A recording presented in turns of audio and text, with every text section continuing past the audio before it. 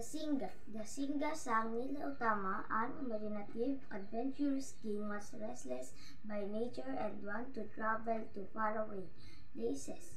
He loved hunting wild animals, so when he heard that there were stags in the jungles of Tanjong Beritang, which were not easy to hunt, he was excited and took with him a great fleet of ships to Tanjong Bentang. When the king arrived upon the island, he and his subjects had a hunting expedition that lasted several hours, slaying many wild and savage beasts but no stags.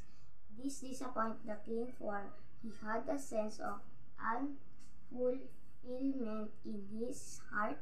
Suddenly, a large stag darted out of the bush in front of Sang Nila Utama, giving the king a shock, but the king drew his silver dagger and hurt it at the stag, only grazing the animal. The stag began to run, and the king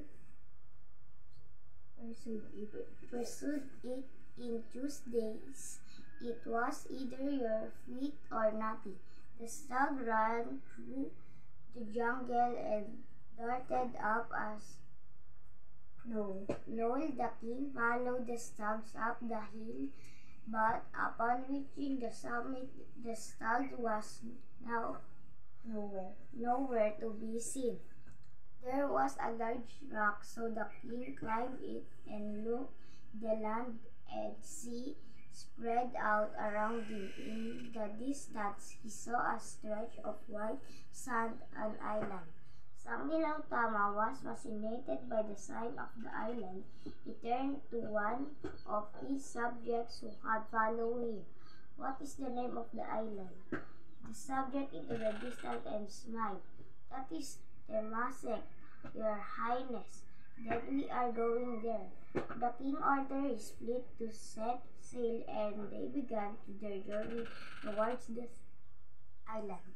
Suddenly, the once clear blue skies were covered with black clouds. Heavy rain poured from them, and strong bursts of wind threatened to tear the ships apart. The ships carrying Sang Nila Utama was in the very eyes of the storm. The crew lowered the sails, started to bail the water from the ship, and get most of the cargo for jettisoning. However, an idea came to the king's head, and he remembered the story of his grandfather told him of how one of his ancestors became the Sea King, and that his crown was the only thing which belonged to ancestor. He removed his crown immediately and threw it into the sky. All at once, the storm broke as suddenly as it started. The skies began to clear, and the crew gave a shout of joy and set sail once more out to the island of Temasek. When the king stepped upon the island, the creature stepped out of nowhere, and the king and his men were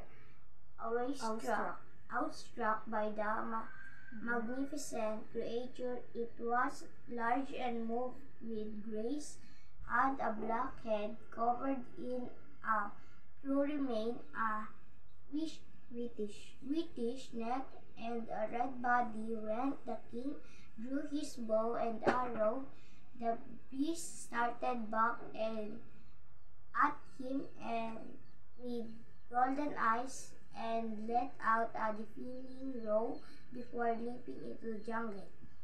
"What sort of animal was that?" the king asked. A wise old man stepped forth. "I have seen animals in portraits from the Far West. Perhaps he is a Singa, but I wonder how it got all the way here. This must be a great place if it bred such a beautiful animal. Let us live here on the island of Singapura." Okay, spelling